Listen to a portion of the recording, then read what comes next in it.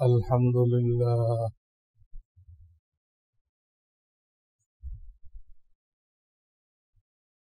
الحمد لله وكفى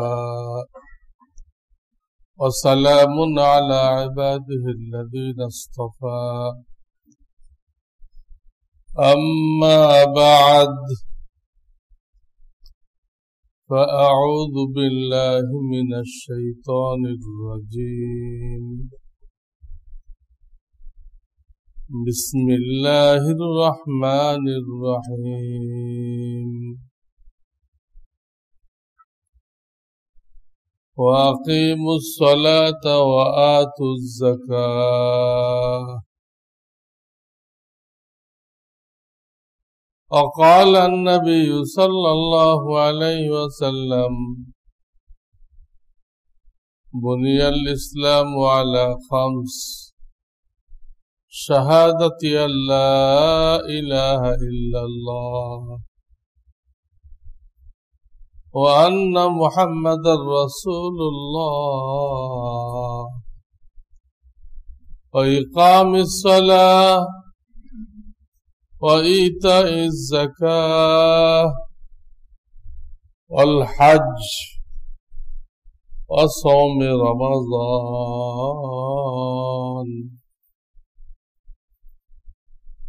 أو كما قال عليه الصلاة والسلام बुजुर्गान मोहतरम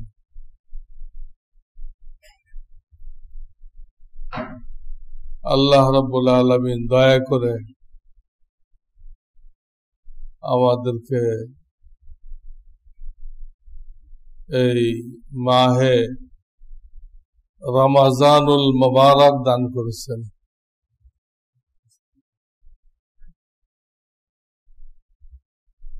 খুব সতর্ক থাকতে হবে একটা বিষয়, সেটা হলো আমাদের দ্বারা আল্লাহর নাফরমানি প্রকাশ না পায়, আল্লাহর গুনাহ প্রকাশ না পায়। বিশেষ করে ইচ্ছা করে খুব জরুরি। এটা হলো রোজার রূহ।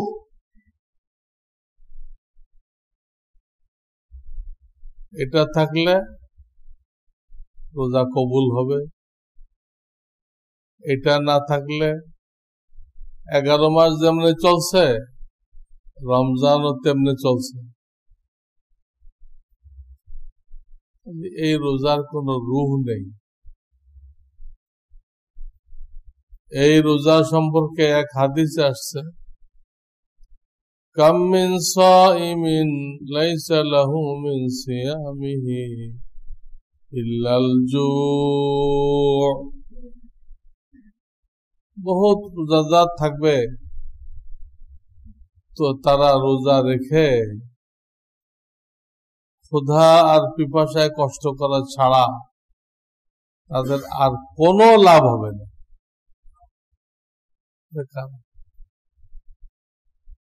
রোজা রেখেও গুনার কাজ করছে, গীবত করছে, মিথ্যা বলছে, ঘুষ খাইছে, কত রকম গুনাহ। আমি আর একদিন আপনাদেরকে বলছিলাম আমার কিতাবুল ঈমান নামক যে বইটা, 4th অধ্যায় দেখবেন গুনাহের তালিকা দেওয়া আছে।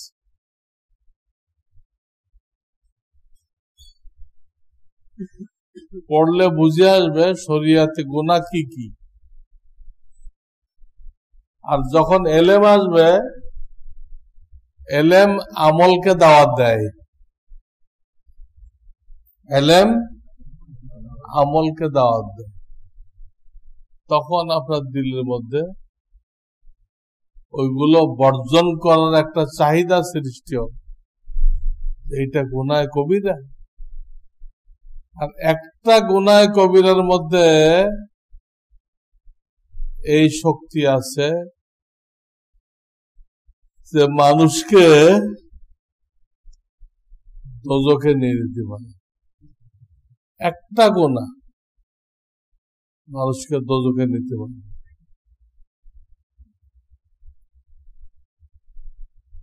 জন্য ভাই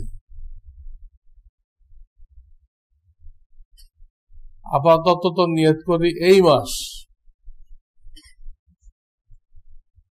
রমজানের এই মাস আমার দ্বারা যেন কোনো গুনাহ না হয়।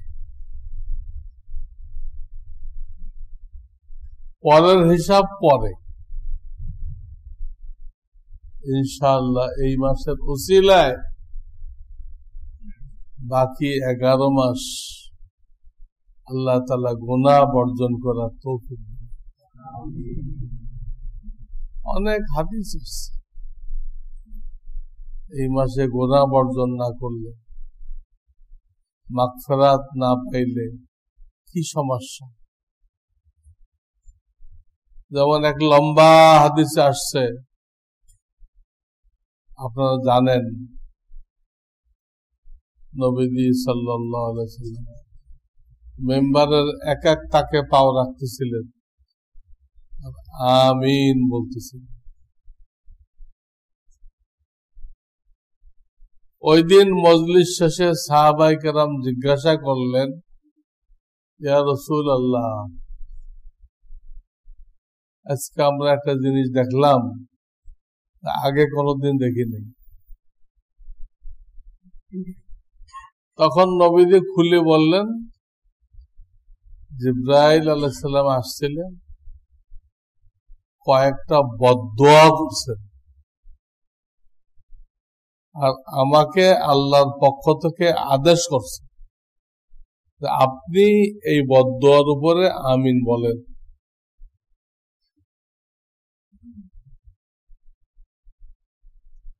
জিবরাইল আমিন ফেরেশতাদের সর্দার, তিনি বদদোয়া করতেছেন, আর নবীদের সর্দার মুহাম্মদ রাসূলুল্লাহ সাল্লাল্লাহু আলাইহি ওয়াসাল্লাম তিনি আমিন বলতেছেন।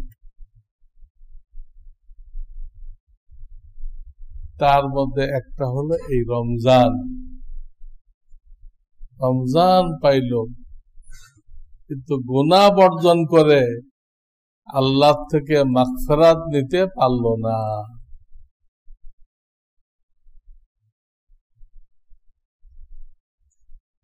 এটা আমার বলার উদ্দেশ্য।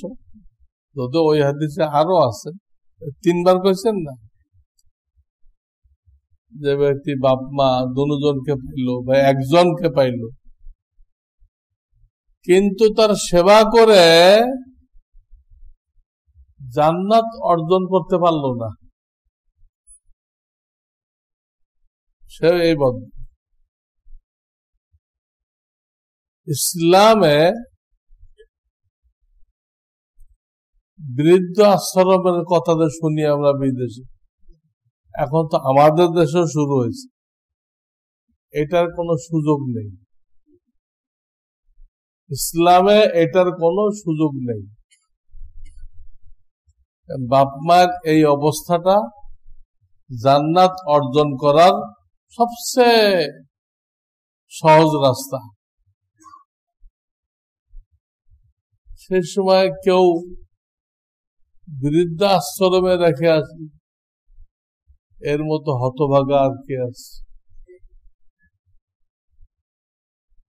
আর একজন হলো তার সামনে নবীজি সাল্লাল্লাহু আলাইহি সাল্লামের নাম বলা হলো, কিন্তু একটু জবান হেলায় তার দুরূদ শরীফ পড়ার তৌফিক হলো না।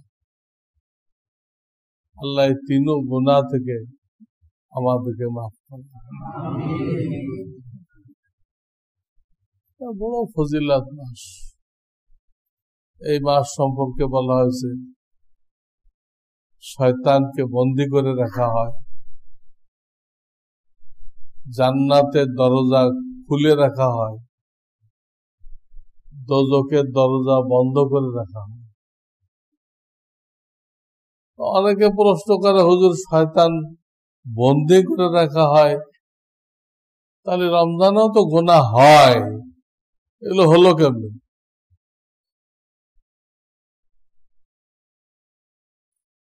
তো কিতাবে এর উত্তর দিছে শয়তানকে বন্দী করা হয় ঠিক আছে, শয়তানের গুরু তো বন্দী করা হয়নি।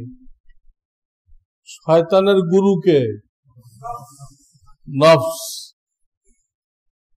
শয়তানকে ধোঁকা দিয়ে ইবলিসকে বানাইছিল। ওনাকে আর একটা শয়তান ছিল? হ্যাঁ, ছিল না, নফস। তো সে নফস আর বন্দী করা হয় নাই, আমাদের সবার সাথে আছে, ওটার কারণে গোনা করতেছে। আর এক জবাব দেওয়া হয়েছে, ওই যে আগের থেকে যে বদভ্যাস হয়ে গেছে, ওই অভ্যাসগত কারণে গোনা এখনো কি আছে, অভ্যাস। অভ্যাসের কারণে মানুষ গোনা করে। দেখেন না, অনেক মানুষ একদম বুড়া খুনখুনি হয়ে গেছে, গাল টাল সব ভেঙে গেছে, আর দাড়ি শেভ করা সম্ভবপর না। গালই নাই, কোন জায়গায় শেভ করবে? তখনও কষ্ট মষ্ট করে সে গাল আবিষ্কার করে ওখানে শেভ করতেছে। কি হয়? শুধু অভ্যাসের। এই মানুষ বেড়েছে, সিগারেট খায়, মাকরু তাহরিমা। পাশের ভাইয়ের যে কি কষ্টটা হয় সে বোঝেন, অভ্যাসের কারণে। নেশা না, অভ্যাস। শরিয়াতে নেশা বলে যেটা দিমাগ নষ্ট করে দেয়। যেন মদ খাইলে মাথা ঠিক থাকে, ওটার নাম নেশা। তো পাবলিকে নেশা আর অভ্যাস এই দুটো শব্দের মধ্যে পার্থক্য করতে পারে না। যেটা অভ্যাস হয়ে গেছে তার, ওটাকে কি বলে? এই লোকটা পান খাওয়ার নেশা হয়ে গেছে। পান খাওয়ার নেশা হয় কেমনে? পান খাইলে কারো দিমাগ নষ্ট হয়ে যায়, মারে তালাক দেয়। শুনছেন পান খেয়ে মারে তালাক দিছে? আর বউরে তো প্রত্যেক দিন দেয়।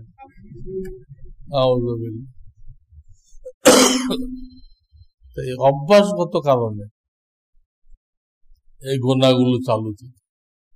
আল্লাহ আমাদের হেফাজত করে। এই মাসে বেহেশতের দরজা খুলে দেওয়া হয়।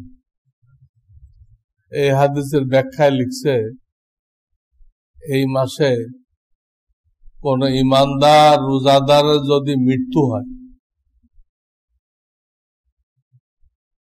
তো তার কবরকে জান্নাতের বাগান করে দেওয়া হয়, তাকে একদম মাফ করে দেওয়া হয়। আর একবার আল্লাহ যাকে মাফ করবেন, দ্বিতীয়বার শাস্তি দিবেন না। এই না যে এখন রমজানে মরছিল বলে মাফ পাইছে, হাসরের ময়দানে উঠে আবার ডান্ডা খাইছে। এরকম সিস্টেম নেই আল্লাহর এখানে, যে মাপ পাইছে সে মাপ পাই গেছে। রমজানে মৃত্যুর একটা ফজিলত, ফুতিহাত আবওয়াবুল জান্নাহ, জান্নাতের দরজা তার জন্য খোলা, জাহান্নামের দরজা তার জন্য বন্ধ।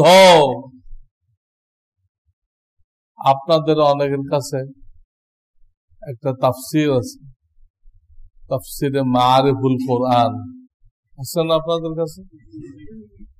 বাংলা ইসলামিক ফাউন্ডেশন থেকে 8 খণ্ডে বের করছে। সৌদি আল্লাহরা বের করছিল 1 খণ্ডে। ওটা তো মওদুদি জামাত আল্লাহরা বিতরণ করতে দেয় নাই। সৌদি যারা বের করছিল ওটা বিতরণ করতে দেয় নাই।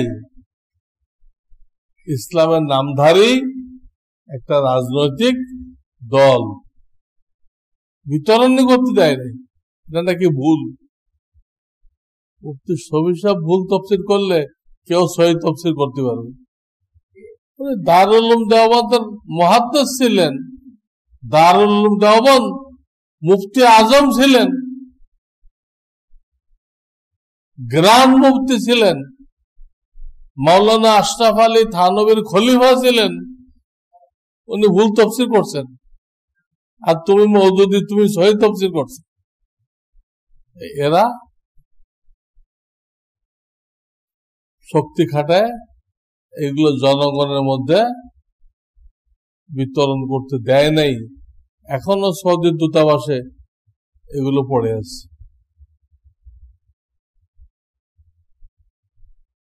এই তফসির কারক মুফতি মোহাম্মদ শফি, উনি শেষ বয়সে রমজানে অসুস্থ হয়ে গেলেন। রমজানে এত অসুস্থ যে এখন মরেন কি তখন মরেন, যখন তখন মারা যেতে পারে, তো কঠিন অসুস্থ। ওনার জীবনীতে লিখছে, ওনার মনে চাইতেছিল আল্লাহর কাছে দোয়া করতে, আল্লাহ এই রমজানে যখন আমি এতই অসুস্থ হয়ে গেলাম, তো তুমি আমাকে রমজানেই নিয়ে যাও, রমজানেই। এই দোয়াটা ওনার করতে মনে চাইতো, প্রায় মনে চাইতো, আল্লাহকে ফরিয়াদ করি, আল্লাহ আমাকে রমজানে নিয়ে যাও। কিন্তু একটা কারণে আবার পিছায় আসি, করি না। কারণটা কি? আমার যারা বন্ধু বান্ধব আছে, মুহিব্বিন আছে, দোস্ত আহবাব আছে, তাদের রোজা রেখে আমার কাফন দাফন করতে দেয়, অনেক কষ্ট হবে। আমার কাফন দাফন করতে দেয় এই রোদের মধ্যে, ওই দেশের রোদ তো আরো বেশি। যত পশ্চিম দিক যাবেন রোদ আরো প্রখর। তো দোস্ত আহবাবের কষ্ট হবে, তাই দোয়া করেন নাই। তো আমার ফজিলত হাসিল করার থেকে জরুরি আমার বন্ধু বান্ধব আমার দ্বারা কষ্ট না পাক। জিন্দা অবস্থায় তো কষ্ট দেন নাই কাউকে, মরেও কষ্ট দিতে চাচ্ছেন না। কতদূর চিন্তা করতেন এই লোকগুলো, কতদূর চিন্তা করতেন। এরাই হলো আমাদের উত্তরসূরি, আমাদের মুরব্বিয়ানে কেরাম, দেওবন্দি আকাবের।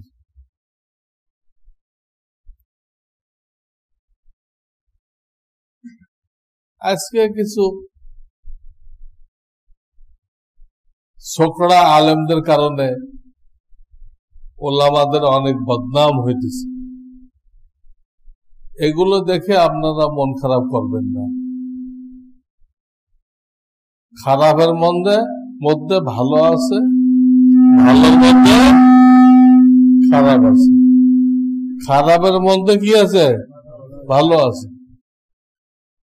আবার ভালোর মধ্যে খারাপ আছে। সাহাবায়ে কেরামের মধ্যে মুনাফিক ছিল না?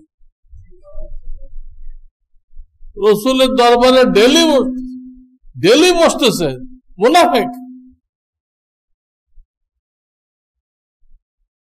বাদশাহ আকবরের দরবারে যে নবরত্ন ছিল, বড় বড় আলেম, পুরা কোরআনে তফসিল লিখছে, কোন নোক্তাওয়ালা অক্ষর ব্যবহার করে নাই। অথচ নোক্তা ছাড়া অক্ষর মাত্র কয়েকটা, বেশিরভাগ অক্ষরে কি আছে? এই কয়েকটা অক্ষর দিয়ে পুরা কোরআন শরীফের তফসির করতে পারা কি পরিমাণ দক্ষতা লাগে, কি পরিমাণ যোগ্যতা লাগে। অথচ এরা পরে বেঈমান হয়ে গেছে। বাদশাহ আকবরও বেঈমান হয়ে গেছে, আর বাদশা আকবরকে বেঈমান করছে এরা।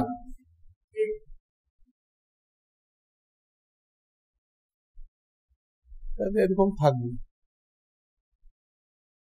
এটা একটা আমাদের পরীক্ষা, যেগুলো দেখে কারা কারা দিন ছেড়ে দেয়, নামাজ রোজা ছেড়ে দেয়, হুজুররা এগুলো করে, আমাদের নামাজ পড়ে লাভ কি? পরীক্ষা, পরীক্ষা। ওই যে বলতেছিলাম শয়তান বান্ধে রাখা হয়, তাহলে গোনা হয় কেন? তার তো দুটা জবাব দিছি, একটা হলো নফস আছে, আর হলো বদ অভ্যাস। ওখানে আর একটা জবাব রয়ে গেছে, মানব রূপী শয়তান, এদের তো বন্দি করা হয়নি, ওরা করায়। মিনাল জিন্নাতি, শয়তান জিনের থেকে হয়, মানুষের থেকে হয়। জিন্নাতি মানে জিন, নাস মানে মানুষ। তারাই এই সমস্ত উলামায়ে সু, যারা পয়সার জন্য এমন কাজ নেই যা তারা করতে পারে না, সবকিছু করতে পারে। আবার লেবাস লাগাইছে, ওলামাদের লেবাস, লেবাস লাগাইছে ওলামাদের লেবাস। হাদিসে আসছে ওলামাদের মতো কথা বলবে, কিন্তু তাদেরকে আল্লাহ যেটা করতে বলছে ওটা তারা করবে না, আল্লাহ যেটা নিষেধ করছে ওইটাই তারা করবে। মিশকাত শরীফ দেখেন, আমি হাদিস খুলে আপনাদেরকে দেখাই দিই, সেখানে আছে এই নামধারী উলামাদের সাথে যারা হাতের দ্বারা জিহাদ করবে তারাও মুমিন, যারা জবানের দ্বারা জিহাদ করবে তারাও মুমিন, যারা কলবের দ্বারা জিহাদ করবে তারাও মুমিন। কিন্তু এই তিনটার বাইরে সরিষার দানা বরাবর ইমানও নেই। এই টাইপের ওলামায়ে সু, অসৎ আলেম ও পীর, মাওলানা শামসুল হক ফরিদপুরি রহমাতুল্লাহ আলাই কিতাব লিখছেন অসৎ আলেম ও পীর, মানে পীরদের মধ্যে, আলেমদের মধ্যে কিছু দুনিয়াদার আছে, তারা ইবলিসের থেকেও ভয়ঙ্কর।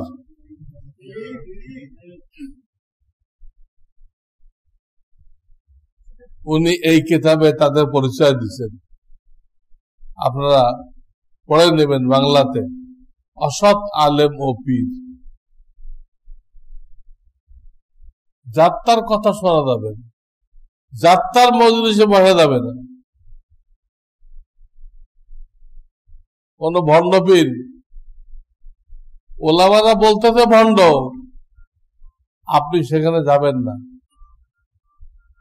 অনেকে যায়, দেখে আসি কিরকম ভণ্ড, ওর জালে আটকায় দেয়।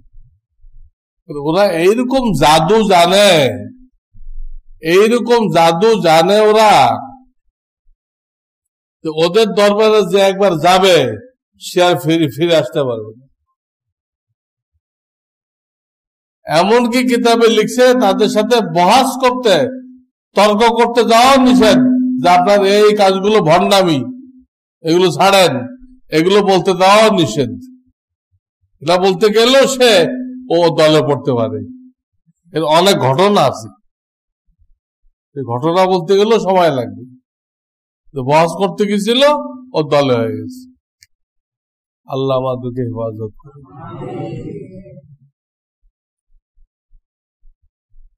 তো রমজান মাসের মৃত্যুর অনেক ফজিলত, ফতিহাত আবওয়াবুল জান্নাহ, তার জন্য জান্নাতের দরজা খুলে দেওয়া হয়েছে, আর কোনদিন তাকে আযাব দেওয়া হবে না। শর্ত হলো ঈমান নিয়ে মরতে হবে, ঈমান নিয়ে মরতে হবে। এটা সব কাজেই শর্ত। এটা আজকের আলোচ্য বিষয় মূলত জাকাত, যেহেতু এই মাসেই মুসলমানরা জাকাত দেয়, যদিও ইসলামে বলে নাই যে তোমরা রমজানে জাকাত দাও, বলে নাই। জাকাতের নিয়মটা হলো যার যখন 1 বছর পুরা হবে, প্রথম তো নিসাব পরিমাণ মাল হইতে হবে। নিসাব পরিমাণ, নিসাব কাকে বলে? শুধু স্বর্ণ হলে 7.5 ভরি। এটা সহ হিসাব করতে হবে, এটা বাদ দিয়ে না। অনেক লোক আছে এটা বাদ দিয়ে হিসাব করে, এটা তো নিসাব, ওটা তো হিসাবে আসবে না। কত রকম লোক যে পাবে আল্লাহ জমিন। শুধু স্বর্ণ হলে এটা, আর যদি অন্য কিছু থাকে, 4 রকম মালের পরে জাকাত আসে। স্বর্ণ, রৌপ্য, নগদ টাকা, ব্যবসার মাল। ব্যবসার স্বর্ণ নেই, ওই 3টা কিছু কিছু আছে।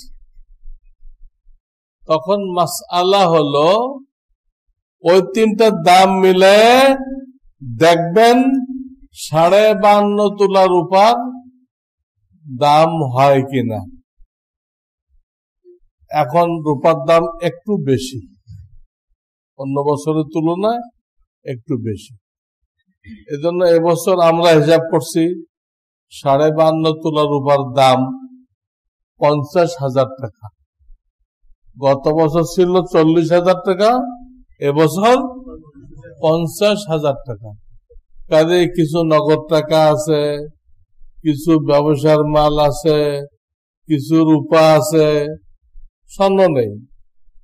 স্বর্ণ যদি কিছু থাকে অসুবিধা নেই, কিন্তু সবগুলো অল্প অল্প। তখন কিন্তু স্বর্ণের সাথে মিলাইবেন না, 7.5 ভরির সাথে মিলাইবেন না। কার সাথে মিলাইবেন? রূপার সাথে মিলাইবেন। স্বর্ণ আবার বিভিন্ন ক্যারিয়াট আছে, 22 ক্যারিয়াট কি আছে না, 21 ক্যারিয়াট। এইগুলো বেচতে গেলে কি দাম হবে? ওরা খাট বাদ দিবে, খাট থাকে না, খাট, এটা বাদ দিবে। এই খাট বাদ দিয়ে বাকিটা ধরবে, ধরে দাম বের করবে। বেচা দাম, কিনছিলেন তো অনেক দাম দিয়ে, ওই অনেক দামের উপরে জাকাত আসবে না, বেচা দামের উপরে। আজকে যদি বেচেন কি দাম আসবে? এইভাবে নিসাব হয়। প্রথম যখন নিসাব হয় তখন জাকাত দেওয়া ফরজ হয় না, জাকাত দেওয়া ফরজ হয় না। নিসাবের মালিক হলো আল্লাহ। 1 বছর ওয়েট করবেন, তার এই টাকাটা বিশেষ কোন প্রয়োজনে খরচ হয় কিনা। 1 বছর ওয়েট করবেন। আল্লাহ দয়া দেখেন, আল্লাহর মায়া দেখেন, নিসাব পরিমাণ মাল হয়ে গেছে, তাও জাকাত দিতে করতেছে না। ওয়েট করো, কোন কাজে লাগতে পারে, বিশেষ কাজে খরচ হয়ে গেল।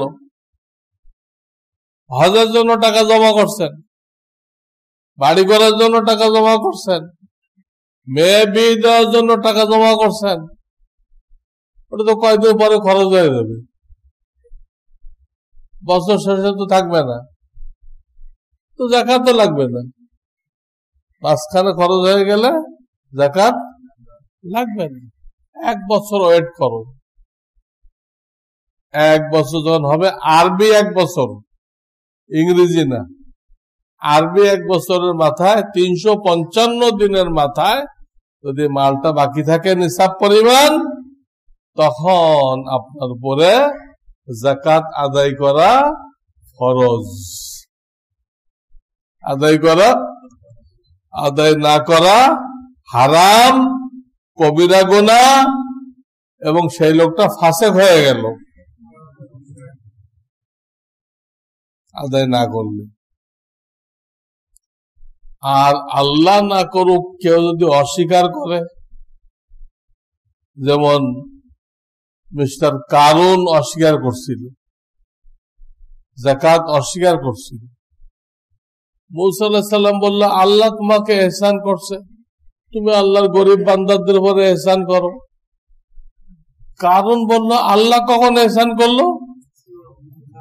এইগুলো তো আমি টেকনিক করে হাসিল করছি, ব্যবসা করে টেকনিক করে, আল্লাহ কখন দিল? গাধা বুঝলো না আমার ব্রেনটা ঠিক রাখছে কে, আমার হাত পাও ঠিক রাখছে কে, আমার হায়াত দিচ্ছে কে, আমার খাওয়ান দিচ্ছে কে। তুমি কোত্থেকে রইলা?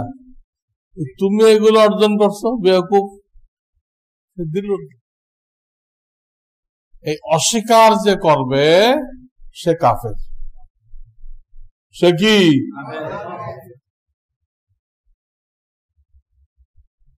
আসলে অস্বীকার করে না, স্বীকার করে কিন্তু দেয় না, বা পাই পাই হিসাব করে দেয় না। দুই রকম সমস্যা। কেউ আছে দেয় না, কেউ আছে পাই পাই হিসাব করে দেয় না, কয় এই 20,000 টাকা জাকাতে দিয়ে দিলাম, যা হয় হোক, কম হোক বেশি হোক। আরে হিসাব করতে হবে না, কম হোক বেশি হোক। বেশি হলে তো ক্ষতি নেই, কম হইলে হাসরের ময়দানে কোত্থেকে আনবেন আপনি? হিসাব করতে হবে, হিসাব করে দিতে হবে, হিসাব করে বেশি দিতে হবে। এই হলো নিয়ম। যারা যাকাত দিবে না হিসাব করে, এদের ব্যাপারে আল্লাহ তাআলা কোরআনে বলছেন 10 নম্বর পারায়, আল্লাযীনা ইয়াকনিযুনা আয-যাহাবা ওয়াল ফিদ্দা ওয়া লা ইউনফিকুনাহা ফী সাবিলিল্লাহ ফাবাশশিরহুম বিআযাবিন আলীম। যারা স্বর্ণ, চাঁদি, চাঁদি মানে রূপা, মাল সম্পদ জমা রাখে এবং তার যাকাত দেয় না, যাকাত দেয় না। যাকাতটা কি? বাজার থেকে মাপ দিয়ে মুরগি কিনলেন, নাড়ি বুড়ি ফেলবেন না? কোন বেকুব কি বলবে যে এটা সহত মাপ দিছে, তাহলে ফেলবো কেন? তো খাও, পায়খানা সহ খাও, দুনিয়াতে পাওয়া যাবে কাউকে? মুরগি কিনলে যেন নাড়ি বুড়ি ফেলতে হয়। আপনার মালকে পাক করতে হলে যাকাত দিতে হবে, তার আগে পাক হবে না, না পাক খাইবেন। যাকাত শব্দের অর্থ কি? পাক করা, আর এক অর্থ বৃদ্ধি করা। যাকাত দ্বারা আল্লাহ মাল বাড়াই দেয়, যাকাত দ্বারা আল্লাহ মাল হেফাজত করে, যাকাত দ্বারা আপনার দিলকে কৃপণতা থেকে পাক করবেন, যাকাত দ্বারা বাকি মালগুলো হালাল হয়ে গেল।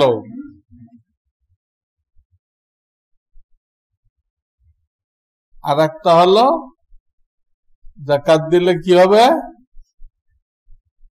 কি বললাম? আরে কিছুই বুঝতে পারেন না, হ্যাঁ? বৃদ্ধি পায়, যাকাতে মাল বাড়ে।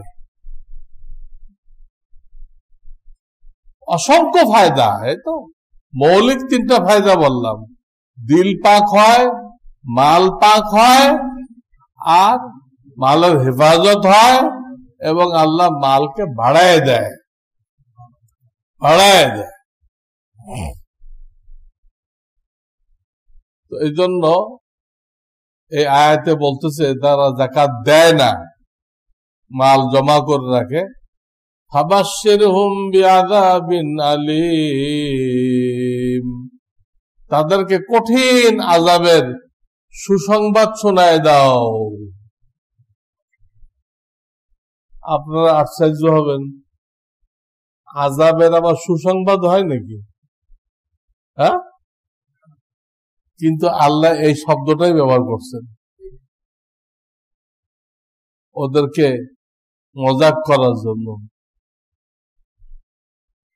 তুমি এটার মধ্যে কামিয়াবি মনে করছো, এটার মধ্যেই তোমার ধ্বংস। মূলত এখানে সুসংবাদ খাটে না, কিন্তু ওই লোকগুলোকে মজাক করার জন্য আল্লাহ এই শব্দ ব্যবহার করছেন। ফাবাশশিরহুম বিআযাবিন আলীম, কঠিন আযাবের সুসংবাদ শোনায় দাও। কি সুসংবাদ? চরম দুঃসংবাদ শোনায় দাও। আর হাদিসে বলা হয়েছে এটাকে গরম করা হবে, গরম করে তার বুকের মধ্যে ধরা হবে, পিঠ দিয়ে বের হয়ে যাবে, পিঠে ধরা হবে, বুক দিয়ে বের হয়ে যাবে, এই পাশে ধরা হবে, আর এক পাশ থেকে বের হয়ে যাবে। এই মালগুলো গরম করা হবে দোজখের মধ্যে। আর এক হাদিস আছে এই মালগুলো সাপ হয়ে যাবে, এমন সাপ তার মাথার চামড়া পড়ে গেছে বিশেষ চোটে। সুজান আকরা, আকরা মানে কি? তার মাথায় চুল নেই। এই সাপের এত বিষ যে মাথায় চুল নেই, এই নেই, চামড়া নেই। এটার গলায় পেঁচাবে, এর দুই মুখ হবে, এই দুই চোয়ালে কামড় দিবে। এই সাপে দুই চোয়ালে কামড় দিবে আর বলবে আনা মালুক আনা কানজু, আমি তোমার সেই মাল, আমি তোমার সেই মাল যে মালে তুমি যাকাত দাও নাই। সেই মাল মজা চাকো, রুক মজা চাকো। আরো অনেক কঠিন কঠিন আযাবের কথা আসছে। আল্লাহ আমাদেরকে রক্ষা করুক। তো এই যাকাত প্রথম যখন নিসাব হয় তখনও তো ফরজ হয় না, ফরজটা 1 বছর পরে। কিন্তু তখন কিন্তু সে অন্যের যাকাত আর নিতে পারে না। প্রথম যখন নিসাব হয় তার যাকাত আদায় করতে হয় না, দেওয়া লাগে না, কিন্তু সে অন্যটা নিতে পারবে না। আর বছরের মাথায় দেয় তার উপরে যাকাত দেওয়া কি ফরজ। কাকে দিবে? নিসাব নেই, আমি আগে নিসাব বললাম।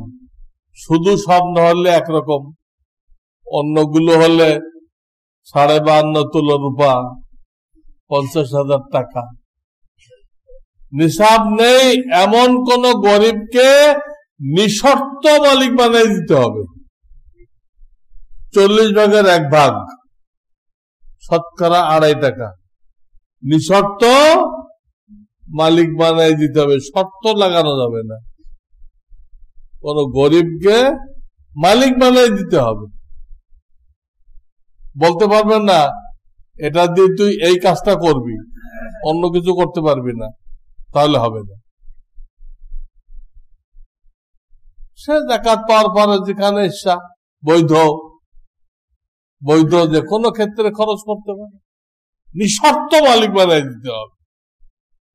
হিলা বাহানা চলবে না, আমি তোরা যাকাত দিলাম তুই আবার ফেরত দিস, এইসব তো হিলা বাহানা করলে যাকাতই আদায় হবে না, সব গুনাহগার হবে।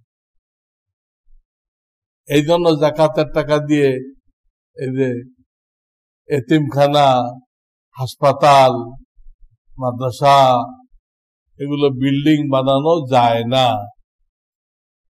কেন? এটা মালিক কে হবে? গরিবকে তো নিঃশর্ত মালিক বানিয়ে দিতে হবে। এতিমটা কি এই বিল্ডিং এর মালিক? তার তো পড়াশোনা করে চলে যাবে, মালিক হলো কই? যাওয়ার সময় কি বিল্ডিং বিক্রি করে যা টাকা হয় সব এতিমরা ভাগ করবে? এই জন্য নির্মাণ কাজে যাকাতের টাকা ব্যয় করা যায় না। আর কোথায় খরচ করা যায় না? ব্লাড কানেকশন যেখানে আছে, ব্লাড কানেকশন, উপরে সিঁড়ি নিচে সিঁড়ি, উপরে সিঁড়িকে বাপ মা, দাদা দাদি, নানা নানি, এদেরকে দেওয়া যায় না। নিচে সিঁড়ি কি? আপনার ছেলে মেয়ে, তাদের আওলাদ, সন্তানাদি, এরা হলো সরাসরি ব্লাড কানেকশন। এদেরকে দিলে যাকাত আদায় হবে না, হাদিয়া হয়ে যাবে। হাদিয়া সব পাবেন, সব পাবেন, যাকাত হবে না। বুঝেন ভালো করে, সব এক জিনিস আর যাকাত আর এক জিনিস, যাকাত আদায় হবে না। হ্যাঁ, আপনার চাচাকে দেন, চাচার সাথে আপনার ব্লাড কানেকশন নেই, আপনার জন্মের কোনো সম্পর্ক নেই। আপনার আপন ভাইকে দেন, আপনার মামাকে দেন, আত্মীয় স্বজনকে দেন। মূল যে ব্লাড কানেকশন, যাদের থেকে আপনি আসছেন, আপনার থেকে যারা আসছে, ব্লাড কানেকশন মানে এই দুটা, যাদের থেকে আপনি আসছেন, আপনার থেকে যারা আসছে, এদের দেওয়া যাবে না। অন্য আত্মীয়দের দেওয়া যাবে। শ্বশুর মেয়ের জামাইকে দিতে পারবে, মেয়ের জামাই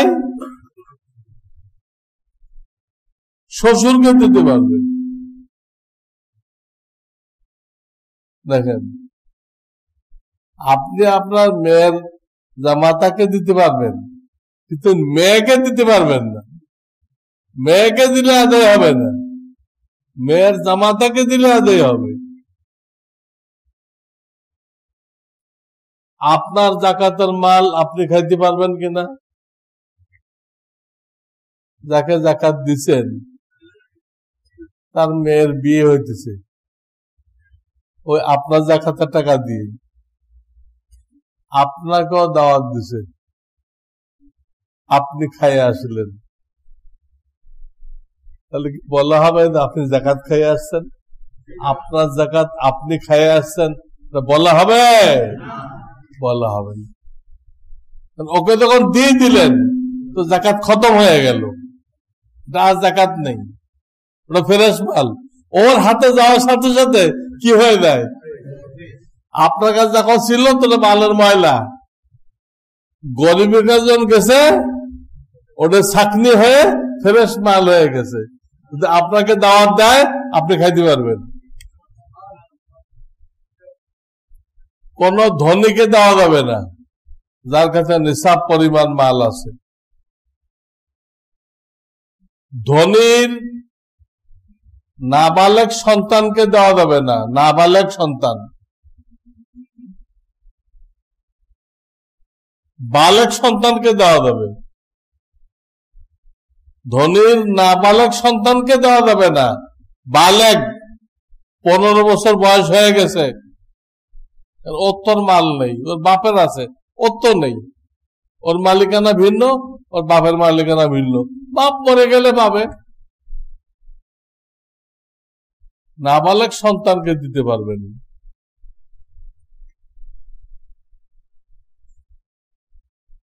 স্বামী স্ত্রী একজন আর একজনকে দিতে পারবে না, হাদিয়া দিতে পারবে, হাদিয়া, যাকাত দিতে পারবে না।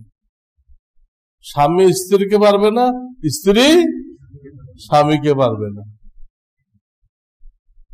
কোন অমুসলিমকে যাকাত দেওয়া যায় নেই, মুসলমান ছাড়া কোন অমুসলিমকে, যে ধর্মের হোক, মুসলমান ছাড়া তাকে যাকাত দেওয়া যাবে না। কিন্তু কুরবানির গোশত দেওয়া যাবে, কারণ কুরবানির গোশত তো দান করাই ওয়াজিব না। কুরবানির গোশত পুরাটাই যদি আপনি খান তাও শরীয়তে নিষেধ নেই। এমনি তো নিয়ম 1 ভাগ নিজে খাওয়া, 1 ভাগ আত্মীয় স্বজনকে দেওয়া, এক ভাগ গরিবকে দেওয়া, আপনি কাউকে দিলেন না, সব খেয়ে ফেললেন, তো কোনো সমস্যা নেই, ওটা সৎকার করা ওয়াজিব না। এই জন্য অমুসলিমকে দেওয়া জায়েজ। আর যে অমুসলিমকে দিবেন, খুব বেশি আশা করা যায় এই অমুসলিমটা ভবিষ্যতে মুসলমান হয়ে যাবে। কুরবানির গোশতের মধ্যে এমন একটা শক্তি আছে, এমন একটা কারামত আছে, ওটাতে খায় সে ঈমান না নিয়ে পারে না। এই জন্য আপনাদের আশেপাশে যত হিন্দু মিন্দু আছে, খ্রিস্টান বৌদ্ধ, সবাই কুরবানির গোশত দিয়ে দিবেন, পরে যখন আস্তে আস্তে সব মুসলমান হয়ে দিবেন। একটা হেকমত শিখাই দিলাম আপনাদেরকে, খুব কুরবানির গোশত দিবেন, দেখবেন মুসলমান হয়ে যাবে। এই গোশতের তাসির আছে, এই গোশতের তাসির আছে। তো অমুসলিমকে দেওয়া যাবে না, ধনীকে দেওয়া যাবে না, কোন মুর্দারের কাফন দাফনে দেওয়া যাবে না। মুর্দাকে কি মালিক বানানো যায়? এদের দেওয়া যাবে না। এই ব্যাপারে আরো কিছু মসলা আছে যাকাতের ব্যাপারে, এটা আমি বলে দিচ্ছি। একই পরিবারে কয়েকজন নেশাবের মালিক, 10 ভাই, 10 ভাই মালিক, তো কি একজন দিলে হবে? একই পরিবারে স্বামীও টাকা পয়সার মালিক, স্ত্রীও মালিক। অনেক স্ত্রী তো স্বামীর থেকে ধনী থাকে, বাপের থেকে পাইছে, স্বামীর থেকেও কি ধনী। সেখানে একটা যাকাত দিলে হবে না, একটা কুরবানি করলে হবে না, প্রত্যেকেরটা কি করতে হবে? প্রত্যেকেরটা আলাদা আলাদা করতে হবে। হ্যাঁ, যদি আপনি স্ত্রীটা দিতে চান আপনার টাকা দিয়ে, তাহলে স্ত্রীর থেকে পারমিশন নিতে হবে, তুমি অনুমতি দিলে তোমার উপর যে যাকাত আসছে ওটা আমি দিয়ে দিব। স্ত্রী কইল ঠিক আছে দেন, তাহলে যায় আছে। তাহলে শরীয়ত ব্যাখ্যা করবে এই পরিমাণ টাকা আপনি স্ত্রীকে হাদিয়া দিছিলেন, স্ত্রী আবার আপনার কাছে ফেরত দিছে, এটা দিয়ে আমার যাকাতটা দিয়ে দেন, এই ব্যাখ্যা করবে। কিন্তু অনুমতি না নিয়ে চুপচাপ দিয়ে দিলেন স্ত্রীর যাকাত, ভাইয়ের যাকাত, ভাই আমেরিকায় থাকে, তার যাকাত চুপচাপ দিয়ে দিলেন, তার পারমিশন নিলেন না, যাকাত আদায় হবে না, যাকাত আদায় হবে না। নগদ টাকার উপর তো যাকাত দিতে হবে। আমি বলছি 4 রকম হলো মাল, স্বর্ণ, রূপা, নগদ টাকা, ব্যবসার মাল। তো নগদ টাকার দ্বারা অনেকে বোঝে হাতে যেটা আছে এটা বোঝে, এটা ভুল। ব্যাংকে রাখছেন, আপনার মালিকানা না, নগদ টাকা। বিভিন্ন সঞ্চয়পত্র কিনে রাখছেন, বিভিন্ন শেয়ার কিনে রাখছেন, সব নগদ টাকা, এগুলো নগদ টাকা। এটা বুঝতে হবে নগদ টাকা মানে কি। বা কাউকে করজ দিচ্ছেন, বাংলা কর্জ কয় না, ওটাও কিন্তু আপনার মালিকানা, আপনার মালিকানা।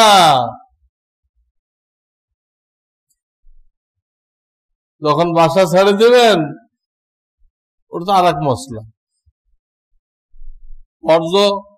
কর্জ দিচ্ছেন, মালিকানা আপনার, যাকাত আপনি দিবেন। ওই যে গরিব ঋণ নিল সে দিবে না। প্রশ্ন করবেন তাহলে হুজুর আমার কি লাভ হলো, টাকাটার ফায়দা উঠাইলো সে, যাকাত দিলাম আমি, ফায়দা হলো আপনার। এই যে কর্জ দিলেন, এই টাকাটার আপনাকে 20 গুণ সব দেওয়া, আপনি নিজে দান করলে বা জাকাত দিলে পাবেন 10 গুণ, দান করলে বা জাকাত দিলে কত, আর কর্জ দিচ্ছেন 20 গুণ। আপনার ফায়দাটা এই জায়গায়। আখিরাতে বিরাট ফায়দা, ডবল ফায়দা, ডবল ফায়দা। বুঝেন, আখিরাতের লাভ কি কোনো লাভ না? মুমিনের আসল লাভ তো এটা, যেদিন কেউ পরিচয় দিবে না, আপনার ছেলে মেয়ে বাপ দাদা স্ত্রী পুত্র কেউ পরিচয় দিবে, সেই দিন যদি ডবল সব পাওয়া যায়। তো এই নগদ টাকা বলতে এই সব বোঝায় এটা। এখন রইল কোন বাড়ি ভাড়া নিছেন বা দোকান ভাড়া নিছেন, অ্যাডভান্স দিতে হয় না?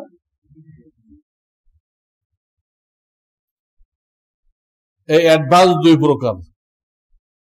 একটা হলো কাটা যাবে না, ওই অবস্থায় থাকবে। আরটা হলো অল্প অল্প করে প্রত্যেক মাসে ভাড়ার সাথে কাটা যাবে। যদি ভাড়ার সাথে কিছু কিছু কাটা যায়, তাহলে আপনি বাড়িওয়ালা, জাকাত আপনার উপরে। আপনি বাড়িওয়ালা, জাকাত আপনার উপরে। যদি কাটা না যায়, তাহলে ওই টাকার মালিক, শুধু টাকাটা আপনার হাতে, কিন্তু মালিককে ভাড়া দিয়া, জাকাত কে দিবে? ভাড়া দিয়া দিবে। খুব ক্লিয়ার বুঝে রাখেন। আমার পক্ষ থেকে কোনো ভুল প্রচার করবেন না, আগে ভালো করে বুঝবেন। একবার না বুঝলে আবার জিজ্ঞাসা করবেন। কারণ আমার তো কোনো ওয়াজ মাহফিল না, আমার এগুলো, আমি তো জুমাতে বয়ান করি, ওয়াজ মাহফিল নাকি? এটা এক একটা ক্লাস, এক একটা ক্লাস, বোঝার জিনিস, বুঝতে হবে। না বুঝলে আবার আমি বসে কেন জমার পরে?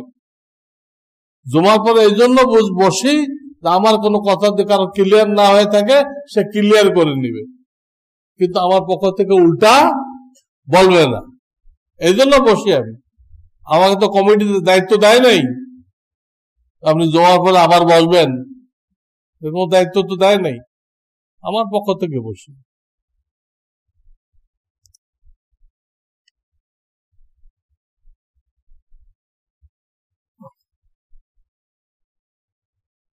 একজনের কাছে আপনি টাকা পান, সে দিতে পারতেছে না, অনেক গরিব। অনেকে করে কি, নিয়ত করে যে ওটা আমি জাকাত থেকে কাটাই দিলাম, জাকাত থেকে কাটাই দিলাম। এটা হবে না, এটা জাকাত আদায় হবে না। আপনি মালিক বানাইলেন কই? তাকে তো নিঃশর্ত মালিক বানাইতে হবে। কর্জ দিচ্ছেন, ওটা তো মালিক বানাও না। কর্জ মানে কি? তুমি ফেরত দিবা আমাকে। কর্জ মানে কি? ফেরত দিবা, টাইম মতো ফেরত দিবা। তো মালিক তো বানান নাই। আর জাকাত বললে কাকে? নিঃশর্ত মালিক বানাইতে হবে। এই তো হাসপাতাল বানানো যাবে না, মাদ্রাসা বানানো যাবে না। হ্যাঁ, একটা গরিবকে রিক্সা কিনে দিতে পারেন, একটা রুগীকে ওষুধ কিনে দিতে পারেন, একটা বিধবা মহিলাকে সেলাই মেশিন কিনে দিতে পারেন। তো এই যে করজ দিলেন, এটা জাকাত থেকে কাটাই দেওয়া যাবে না। তাহলে কি করতে হবে? যখন দেখতেছেন যে আসলে সে পারতেছে না, ওকে টাকায় আনেন, আইনে ওকে জাকাত দেন। টাকায় এনে কি করেন? জাকাত দেন। তাহলে জাকাতের নিঃশর্ত মালিক হয়ে গেল। এখন তাকে বলেন, তোমার কাছে টাকা না থাকায় তুমি আমার ঋণটা দিতে পারো নাই, এখন তো তোমার কাছে কি হয়ে গেছে? টাকা হয়ে গেছে, এইবার দয়া করে আমার টাকাটা দাও। এইবার আপনার ঋণটা উসুল করে নেন। বুঝছেন? এবার ঋণটা উসুল করেন, না দিলে হাতের থেকে কেড়ে নেন। তুই টাকার অভাবে দিতে পারো না, এখন তো টাকার অভাব নেই, এখন দিচ্ছ না কেন?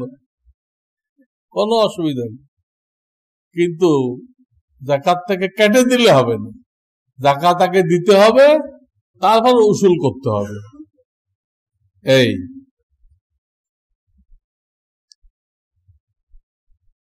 অনেক রাজনৈতিক পার্টি হলোরা যাকাত কালেকশন করে, বিশেষ করে মওদুদি জামাত, এগুলো তারা কর্মীদের বেতন দেয়, কি করে হুন্ডা দেয়, মাসে মাসে তেল দেয়, এগুলো একটাও যাকাত আদায় হবে না। রাজনৈতিক কর্মী, এদের নাম দেওয়া হয়েছে পলিটিক্যাল ওয়ার্কার। আজকাল যে কত রকম ওয়ার্কার বেরোয়েছে, আপনারা শুনলে আশ্চর্য হয়ে যাবেন। 16 দিন সারাদিন স্লোগান দিচ্ছে, এটা একটা ওয়ার্কার। আরো ডেঞ্জারাস কথা, একটা ওয়ার্কার বেরোয়েছে, ওদের নাম হলো সেক্স ওয়ার্কার। এটা অনেকে ওয়ার্কার, নাউজুবিল্লাহ। এটা বাংলা করলাম না। তো রাজনৈতিক দলকে যাকাত দেওয়া যাবে না। মাদ্রাসার বিল্ডিং তৈরির জন্য তো যাকাত দেওয়া যাবে না, কিন্তু মাদ্রাসায় যে গরিব এতিমরা পড়ে তাদের জন্য দেওয়া যাবে কিনা? আত্মীয় স্বজনকে তো দিতেই হবে, আত্মীয় স্বজনকে। আর এরা হলো মেহমানের রসুল, এদেরকেও দিতে হবে। এক হাদিস আসছে, বিভিন্ন এলাকার থেকে ছেলে পেলে আসবে এলেম শিখতে, আমি উম্মতকে ওসিয়ত করে যেতেছি তোমরা তাদের দেখাশোনা করো। রসুল তার মেহমানকে দেখাশোনা করতে গেছে, আপনি অন্য টাকা তো দিবেন না। আমাদের দেশের লোক যাকাত দেওয়া হয়ে গেলে আর টাকা দেয় না, তারপর দেয় যদি চান তো সে এমন ভাবে কাকুতি মিনতি করে, হুজুর যদি কোনো ব্যবস্থা থাকতো আমি আপনাকে ফেরাইতাম না।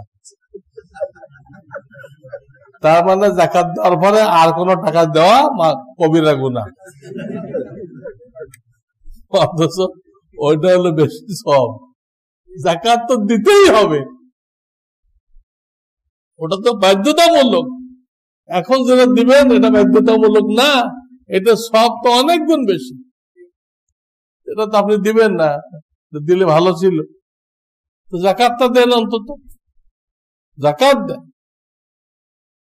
আত্মীয় স্বজনকে দিলে একটা সব, দানের সব, আর এই মেহমান রসুলকে দিলে দুটা সব। একটা হলো যাকাত আদায় হয়ে গেল, আর একটা হলো কোরআনকে আল্লাহর জমিনে প্রতিষ্ঠা করার জন্য আপনি সদকায়ে জারিয়া করলেন। এদের ওসিলায় কোরআন আল্লাহর জমিনে প্রতিষ্ঠা হবে। এরা যায় মাদ্রাসা করবে, এরা যায় কত লোককে পড়াইবে সারা জীবন ধরে। আমি 45 বছর পড়াইতেছি,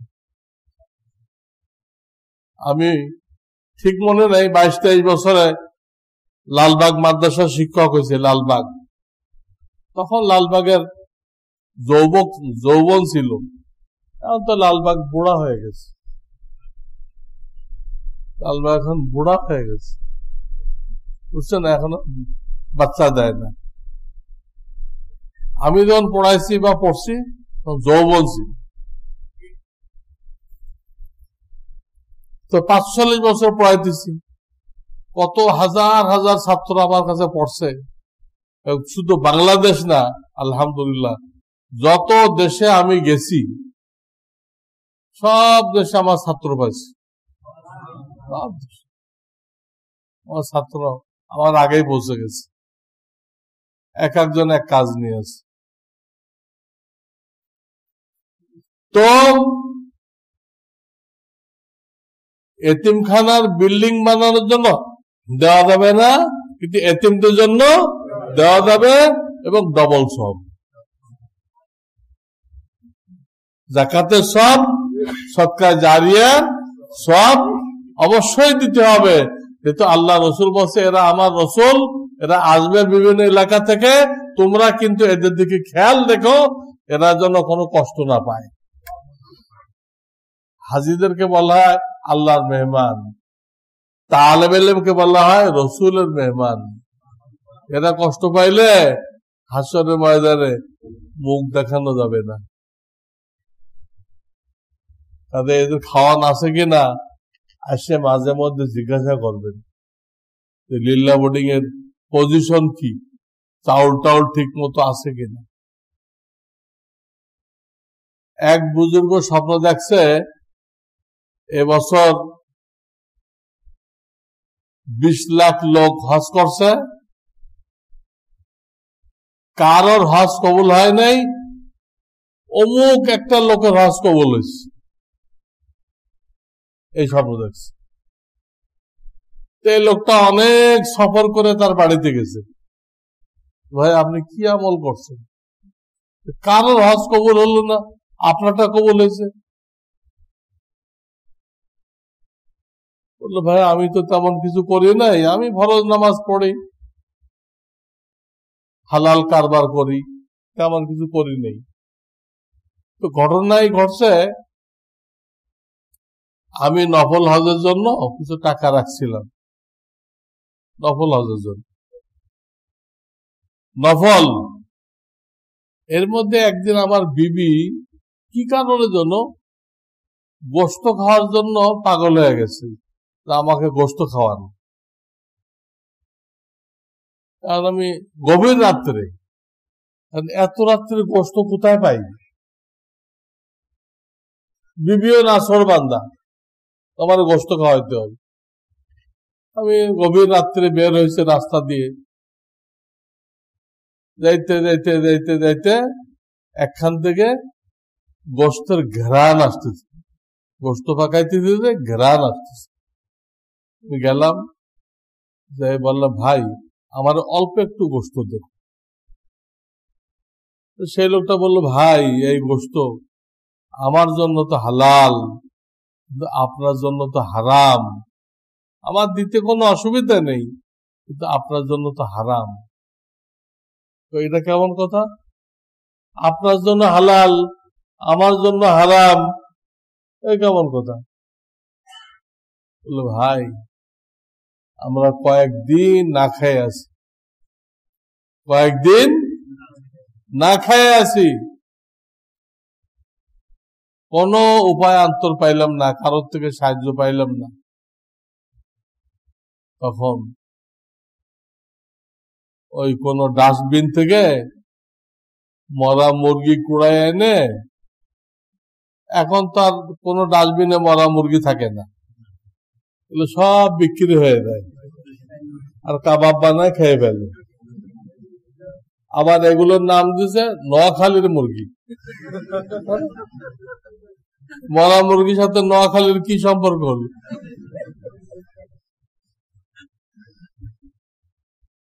উনি ডাস্টবিন থেকে পড়ে আনছেন, ওইটা পাক করতেছে। আমরা যে তো কয়েকদিন না খাওয়া আমাদের জান বাঁচানোর জন্য, আমাদের জন্য জায়েজ। এই জানটা আল্লাহর দেওয়া আমানত, এটাকে হেফাজত করতে হবে, এটা নষ্ট হইতে দেওয়া যাবে না, আমাদের কাছে আমানত, তাই আমরা এটা খাইতেছি। আপনার তো এরকম কোনো সমস্যা নেই, আপনার জন্য হারাম। তো বেচারা সোজা বাড়ি চলে আসছে, আসে নফল হজের জন্য যা টাকা জমা করছিল সব নিয়ে ওই লোকদের দিয়ে আসছে, আপনি এই খায়েন না, হারাম খায়েন না, আমি আপনার জন্য কিছু সাহায্য করতেছি, হাদিয়া দিচ্ছি, আপনি হালাল কিছু কিনে আনেন। ওই লোকটা বললো ভাই আমি তো হজেই যাই নাই। এই বুজুর্গ বলল তুমি তো যাও নাই, কিন্তু আমাকে স্বপ্ন দেখানো হয়েছে যে এবছর কারোর হজ কবুল হয় নাই, শুধু তোমার হজটা কবুল হয়েছে। যায় নাই, কিন্তু হজ কি হয়ে গেছে, কবুল হয়ে গেছে। আল্লাহু আকবার। আমরা অনেক সময় গরিব মানুষের কাছে মানি অর্ডার করে বা বিকাশের মাধ্যমে, বিকাশ রকেট কি কি আছে না, নগদ বেরোছে না, এগুলোর মাধ্যমে টাকা পাঠাই। টাকা পাঠাইতে একটা খরচা লাগে না? কে দিবে? গরিব দিবে না আপনি দিবেন? আপনাকে দিতে হবে। যে খরচাটা লাগবে ওটা আপনাকে দিতে হবে, গরিব দিবে না। যদি শুধু মূল টাকাটা পাঠাইতেন আর ওইখান থেকে তার টাকা কাটা যায়, অতটুক যাকাত আদায় হলো না। 5,000 টাকা পাঠাইছেন আর বাড়তি দেন নেই, 5,000 টাকা তুলতে তো তার 100 টাকা গেছে গা, তাহলে আপনার 5,000 টাকার যাকাত হয় নাই, 4,900 টাকার যাকাত হচ্ছে। এই জন্য ওই বাড়তি খরচটা আপনি পকেট থেকে দিবেন, মনে রাখবেন।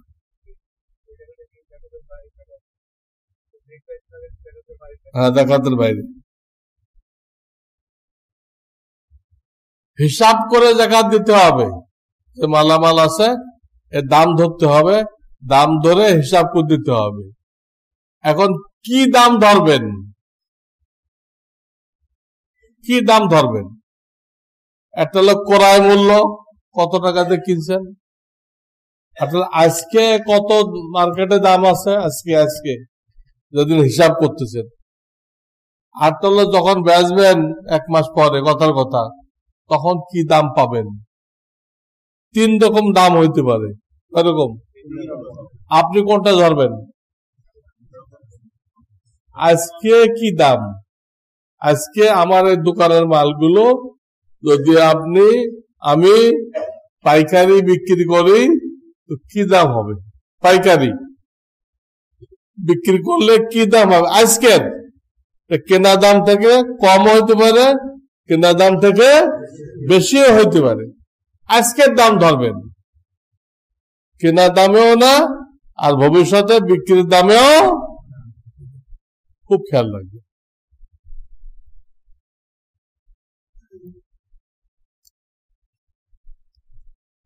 শিল্প ঋণ, ঋণ নিয়ে মানুষ মিল ফ্যাক্টরি করে না, একে বলে শিল্প ঋণ।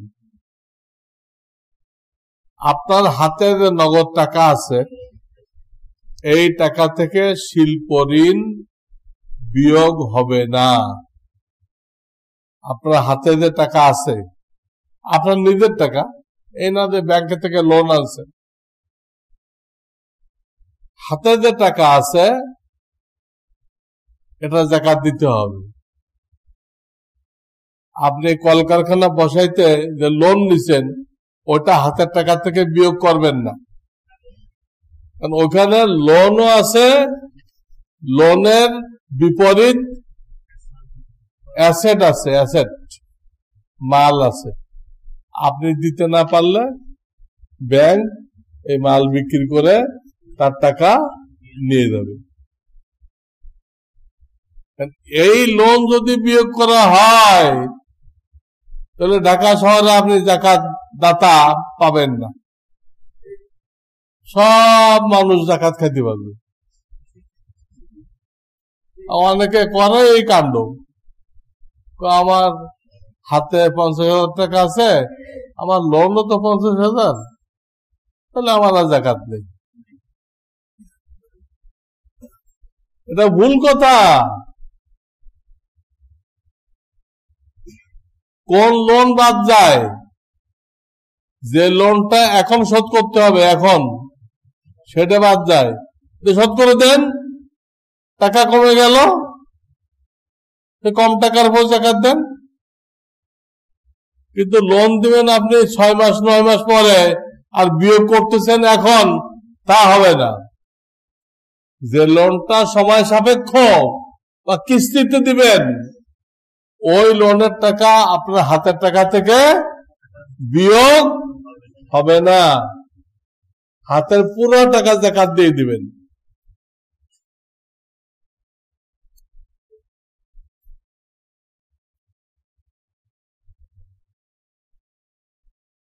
ব্যবহৃত মালে যাকাত আসে না। আপনি একটা গাড়ি ব্যবহার করেন, এর কোনো যাকাত নেই। একটা বাড়ি ব্যবহার করেন, যাকাত নেই। একটা জমিন ব্যবহার করেন, চাষাবাদ করেন, যাকাত নেই।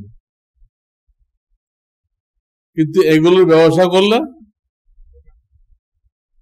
আপনি গাড়ি বিদেশ থেকে আনেন আর মার্কেটে বিক্রি করেন, ওই গাড়িতে কি আছে?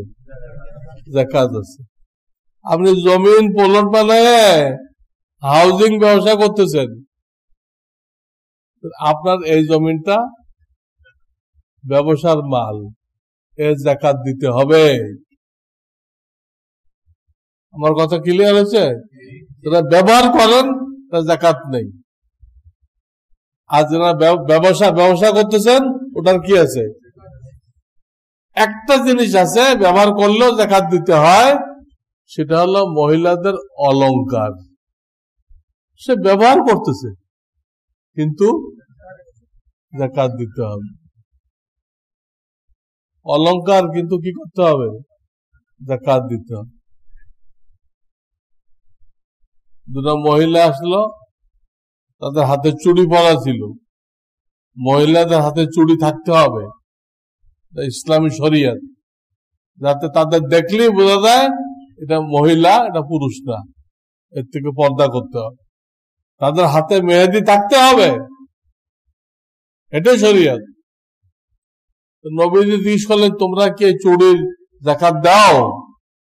বলল, জি হুজুর, আমরা যাকাত দিই।